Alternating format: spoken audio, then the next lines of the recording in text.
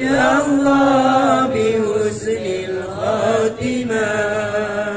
السلام عليكم ورحمة الله وبركاته. Alhamdulillah, nahmadullah, terima kasih kepada Allah, minta perlindungan kepada Allah atas buruknya hawa nafsu dan buruknya kelakuan kita semua. Siapa yang dapat petunjuk dari Allah tidak akan tersesat selamanya. Siapa yang disesatkan oleh Allah tak akan dapat petunjuk baginya. Semoga Allah menggolongkan kita dari orang-orang yang dapat petunjuk dari Allah. Assalatu wassalamu ala Rasulillah.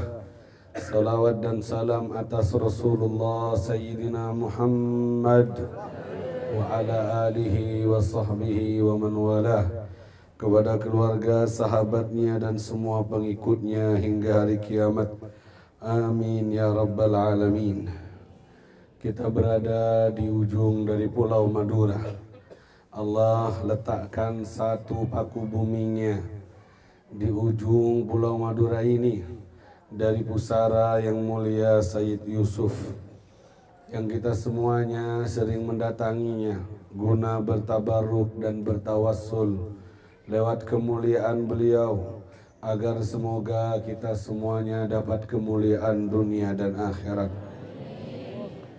Bapak Ibu yang dimuliakan oleh Allah, Al-Imam Al-Ghazali rahimahullah menceritakan ada seorang yang kerjaannya mabuk, selalu minum minuman keras, tiap malam sakran sampai mendekati subuh.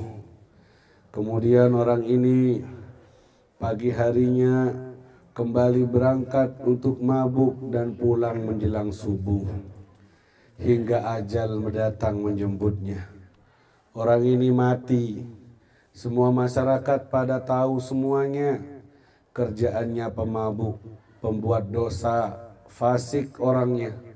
Sehingga di saat jenazahnya wafat, tidak ada orang yang bertakziah ke rumahnya. Tidak ada orang yang mau memandikan mayatnya. Tidak ada yang mau mengkafaninya. Bahkan tidak ada yang mau memikulnya ke kuburan. Istrinya bersedih melihat kejadian ini, hingga akhirnya sampai menyewa orang, bayar orang untuk memikul suaminya dan dikuburkan. Namun ternyata tak lama dari itu ada satu wali dari walinya Allah. Ada satu wali dari walinya Allah bermimpi. Dalam mimpinya dengar suara, wahai kekasih Allah, datangi fulan bin fulan yang mati itu, yang tidak ada orang mengurusi jenazahnya, urusi sama kamu.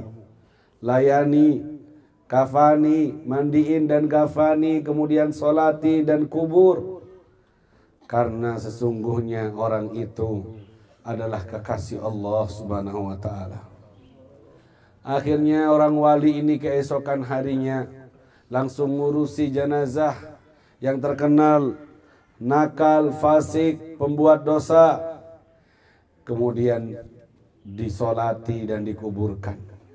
Melihat orang wali ini nyolati jenazah ini, maka banyak orang berbondong-bondong ikut menyolatinya.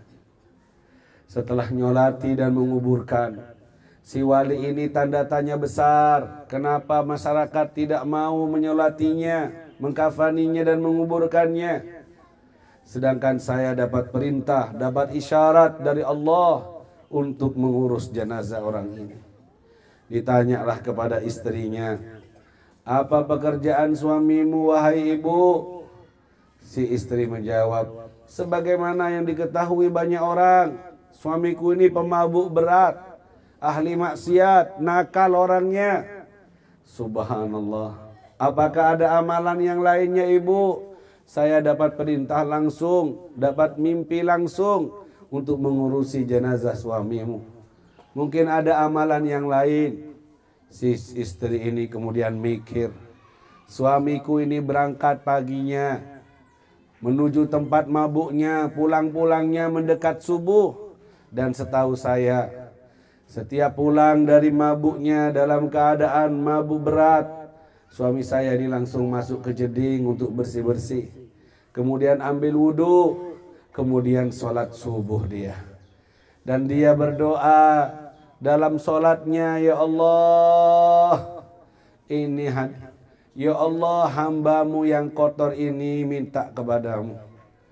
Kiranya di pojokan neraka jahanam yang mana yang akan kau tempatkan jiwa yang kotor ini. Badan yang berlumuran dengan dosa ini mau ditempatkan di pojokan neraka yang mana dari jahanam-Mu, ya Allah. Kak ini dia datang lagi orang yang kotor kepadamu. Itu aja suamiku yang aku tahu begitu kerjaannya, pulang-pulangnya mabuk berat, kemudian ambil wudhu, kemudian dia sholat dan dia baca doa yang kayak tadi. Apa doanya? Ya Allah, jiwa yang kotor ini mau dimasukkan di neraka yang sebelah mana, ya Allah. Dia sudah tidak punya sangkaan untuk masuk ke surga. Dia sudah merasa betul kotor dan zalim serta merasa akan jadi penduduk neraka. Dia benar-benar merasa kotor, merasa tidak pantas masuk surga, walaupun dia berulang-ulang melakukan pekerjaan maksiatnya, tapi setiap dia sadar dari mabuknya, dia sholat subuh dan berdoa seperti doa ini. Kata walinya Allah tadi, oh ini dia pengakuannya suamimu kepada Allah, tidak merasa sok bersih, tidak merasa sok suci. Walaupun benar-benar memang kotor, tapi dia mau mengaku kepada Allah. Setiap selesai sholat subuh dia angkat tangannya, masih mau mengaku bahwa dia pantasnya ke neraka dan malu kalau mau dimasukkan ke surga. Perasaan ini ternyata yang membuat Allah ngirim walinya untuk ngurusi jenazahnya. Bapak Ibu, banyak di antara kita merasa sudah punya amal soleh, amalnya sudah segunung Habib, sudah haji umroh, sudah sedekah, dan merasakan bangga diri dengan amalnya. Tidak merasa hinakan dirinya, tidak merasa kotorkan dirinya. Dia pede, percaya diri dengan amalnya yang sedikit dibesar-besarkan, padahal tidak ada nilainya di sisi Allah karena ada sombong dan riaknya dan semacamnya.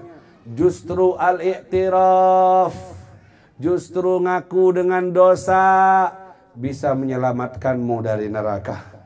Dengarkan Imam Atha al-Askandari berkata, Rubbama fatahallahu laka babal amal walam yaftah laka babal qabul. Kadang Allah ngasih pintu ke kamu, dibukain pintu amal, bisa ngaji, bisa zakat, bisa puasa Senin Kemis, bisa sholat malam, tapi Allah tak bukain pintu qabul untukmu. Hanya capek dalam beramal. Wa rubbama yaftahallahu laka babal ma'siyah wa yaftahallahu babal wusul. Dan kadangkala ada hamba sama Allah dibuka pintu maksiat, nakal dia, dosa yang diperbuat, tapi dengan maksiat itu ada pintu yang bisa menyampaikan dia kepada Allah. Lewat apa Habib? Lewat maksiatnya yang diakui, merasa paling kotor, merasa paling hina, merasa paling bejat.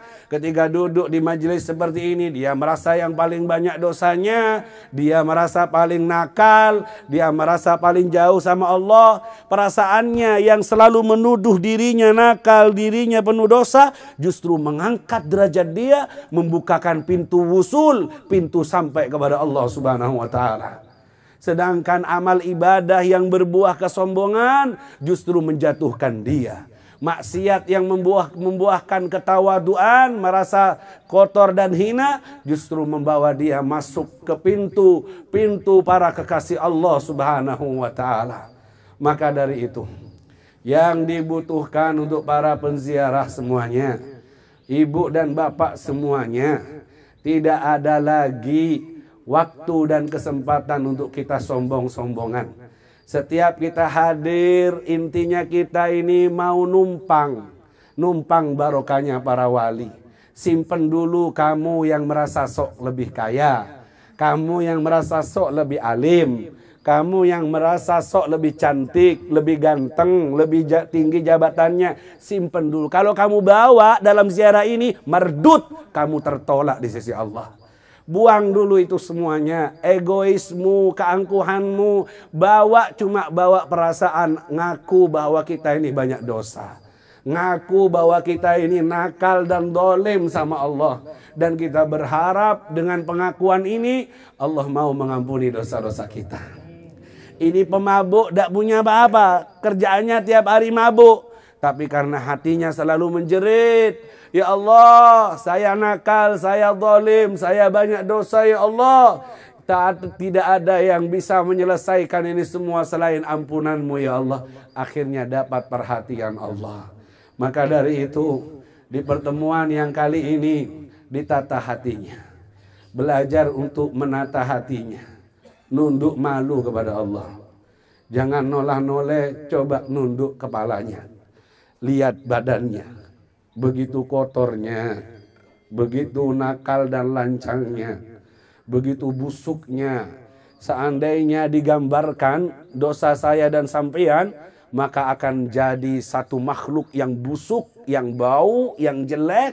Tak ada satupun orang yang mau mendekati kita. Seandainya dosa-dosa yang pernah kita perbuat ini digambarkan jadi makhluk, maka akan jadi makhluk yang busuk, yang kotor, yang jelek. Dan tak ada ya satu orang pun yang mau mendekati kita. Tapi Allah menutupinya. Tapi Allah dengan sayangnya menutupi dosa-dosa kita. Hingga kita masih terlihat cantik dan ganteng. Banyak orang yang mau masih duduk di samping kita. Wa illa lau kusifa, seandainya dibuka ini hijab dosa yang pernah kita perbuat, oh sungguh busuknya, sungguh baunya, dan tak pantas untuk dihadirkan di taman-taman sorga yang seperti ini. Maka dari itu, satukan hati dan pikiran kalian, rasakan nikmatnya diundang Allah, rasakan mulianya diundang kekasih Allah. Kalian, kita yang tercemari dengan banyak salah dan dosa, masih laku diterima, dipakai sama Allah untuk duduk dari sorga pindah ke sorga, dari taman sorga pindah ke taman sorga, dari wali pindah ke wali. Begitu beruntungnya jiwa yang kotor masih diterima dengan zat yang maha suci. Dan yakini serta akui tidak punya apa-apa selain tumbuhan dosa. Yang paling bahaya bagi orang mukmin adalah dosanya. Tidak ada yang paling bahaya bagi orang yang beriman selain dosa kedurhakaannya kepada Allah. Seandainya seluruh dunia gotong royong untuk membahayakanmu, sungguh tidak lebih bahaya daripada dosa yang kau perbuat. Kenapa Habib? Kenapa dosa lebih bahaya dari semua bahaya yang dikumpulkan oleh manusia sedunia? Karena dosamu mendatangkan murka Allah. Tahu artinya murka Allah? Dimarahi sama Allah, dimurkai sama Allah. Kalau sudah Allah yang murka, pemilik pencipta langit dan bumi serta dunia, siapa yang mau nerima? Kalau Allah yang murka, siapa yang mau ngasihani? Siapa yang mau nerima saya dan sampean? Murka Allah dengan dosa yang kita perbuat lebih bahaya dari semua perbuatan-perbuatan bahaya yang lain yang ada di atas muka bumi ini. Kalau kita merasa tidak bahaya itu dosa, kalau kita merasa tidak bahaya itu dosa, saya khawatir ada kemunafikan dalam hati saya dan kalian. Orang munafik melihat dosanya seperti lalat yang hinggap di hidungnya, ditiup gampang perginya. Orang mukmin melihat dosanya seperti gunung di atas kepalanya, khawatir gunungnya itu jatuh menimpanya, jatuh untuk menimpanya. Orang mukmin, seberapa besar takutnya kita dengan dosa yang kita perbuat?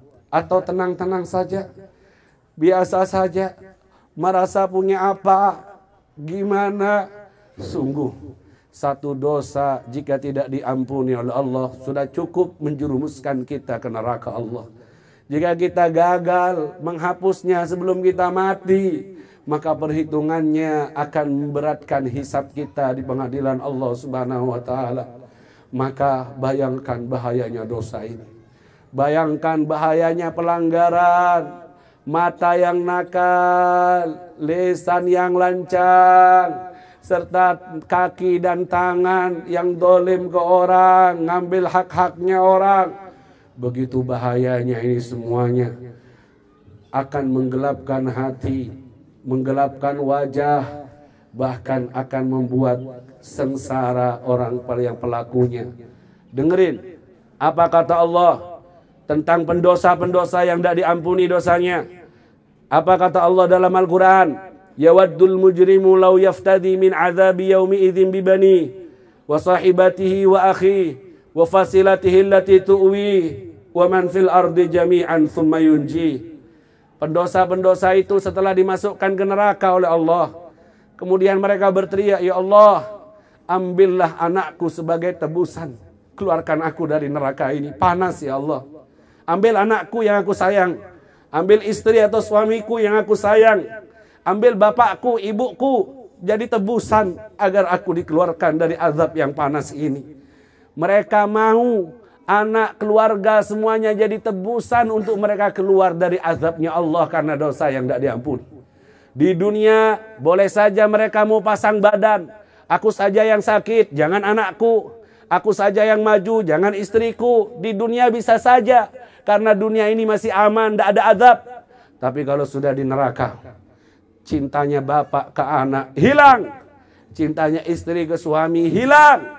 Semua mikirin masing-masing, dosanya sendiri-sendiri. Bahkan kalau boleh jadi tebusan, ambil semua keluargaku supaya aku keluar dari azab neraka yang sangat panas ini.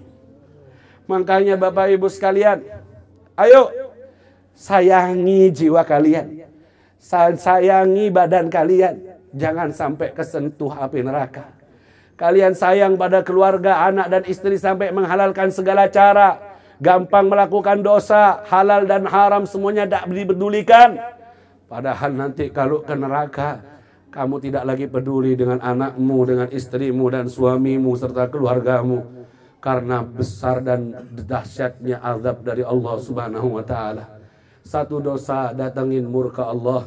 Murka Allah adalah azab yang paling pedih. Murka Allah lebih pedih daripada neraka itu sendiri. Murkanya Allah lebih panas daripada neraka itu sendiri. Dan murka itu bisa didapat dengan pelanggaran-pelanggaran yang dilakukan di alam dunia. Lantas bagaimana azab neraka masih di akhirat? Murka bisa didapat dari dunia lewat pelanggaran yang dilakukan, wal iyadzubillah. Akhirnya pulang dari sini niatkan bertaubat kepada Allah. Jangan main-main dengan dosa. Kau harus lebih takut dengan dosa, takut dengan kedurhakaan kepada Allah, melebihi takutnya kamu dengan penyakitmu, melebihi takutnya kamu dengan bangkrut usahamu, melebihi takutnya kamu dari semua yang menakutkan di dunia ini. Yang paling kau takuti murka Allah, dimarahi Allah, mengecewakan Allah, membuat Allah murka. Itu yang harus ada dalam jiwa dan pikiran kita. Yang paling bahaya bagi orang yang beriman adalah dosanya. Dan dosa bisa mengantarkan seseorang pada kematian yang su'ul khatimah jika tidak bertaubat kepada Allah.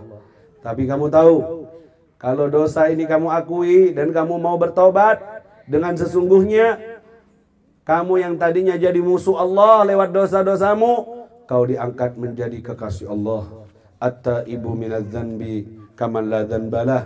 At-taibu habibullah. Orang yang taubat dari dosanya adalah kekasih Allah Subhanahu wa taala.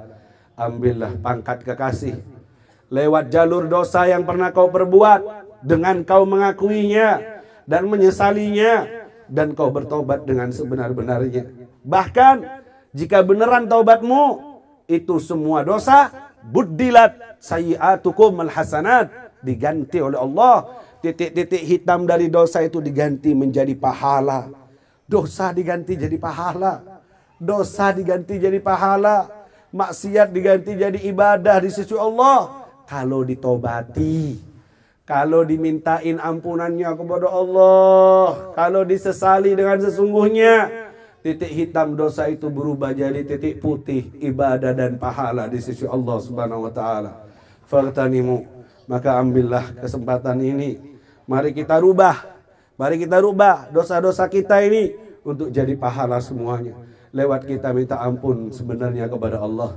Di majelis yang singkat ini kita niatkan taubat kepada Allah.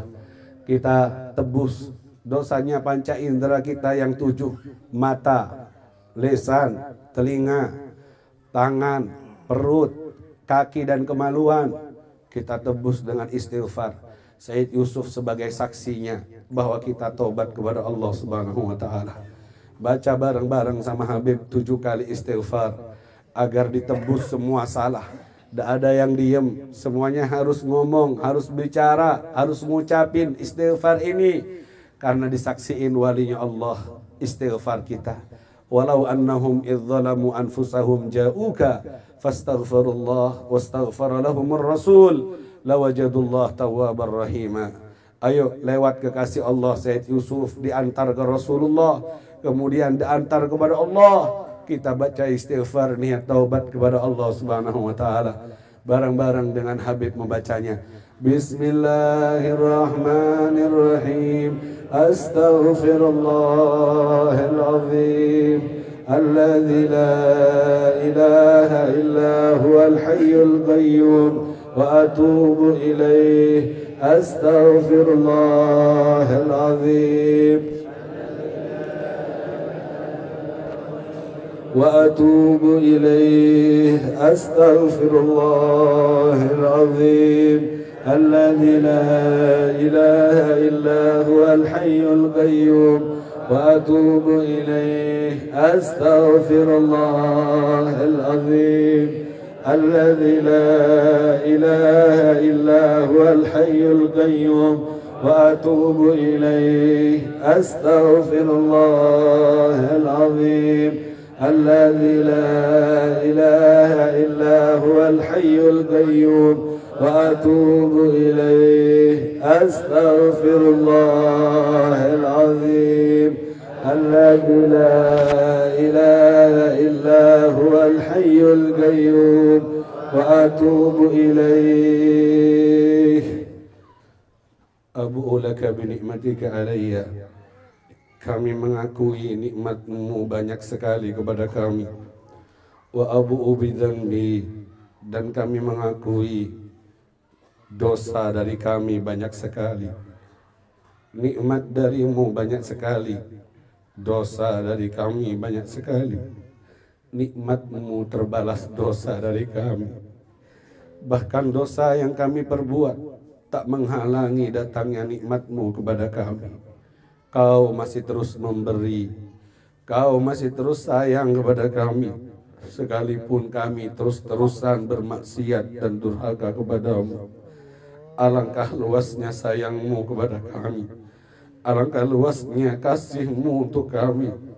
Kami malu kepada-Mu ya Allah, kami malu kepada-Mu ya Allah. Nikmat-Mu kami balas dengan dosa-dosa kami. Kadang kami tertawa lucu dalam kelalaian kami dan asik dalam dosa-dosa kami. Kau tak mencabut nikmat itu dari kami. Dengan mudahnya kami menghirup udara segar. Dengan gampangnya kami hidup dengan tenang di dunia ini. Padahal kami bermaksiat kepada-Mu. Ya Arhamar Rahimin. Wahai yang paling pengasih dari semua yang mengasihani. Kami malu kepada-Mu. Kami hanya punya balasan dosa kepada-Mu. Dan anehnya kami tak mau mengerti hingga umur sekian. Masih terus terulang lagi dalam kedurhakaan. Kami merasa aman dalam dosa-dosa yang kami perbuat. Ini mungkin karena hitamnya hati kami, gelapnya hati kami, tebalnya hijab di hati ini. Ya Allah, Ya Allah, Ya Allah, Ya Allah, Ya Allah. Fahamkan kepada kami semua bahayanya dosa. Fahamkan kepada kami semua bahayanya murka. Kami tidak faham. Kami tidak faham. Tidak ada rasa takut yang sungguhan. Ketutup hati ini ya Allah. Takut datang saat sedikit dari dunia kami pergi atau hilang. Saat ujian menerpa tak kunjung pergi. Ketakutan saat kehilangan dari dunianya. Dan tak ketakutan dengan murka-Mu yang dahsyat.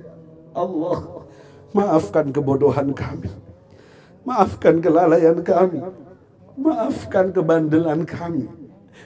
Maafkan ketidakfahaman kami jadi hamba sampai detik ini. Maafkan ketidakfahaman kami menjadi hamba-Mu ya Allah. Ya Allah. Ya Allah. Ya Allah. Ya Allah. Ya Allah. Ya Allah. Ya Allah. Ya Allah. Ya Allah. Ya Allah. Ya Allah. Ya Allah.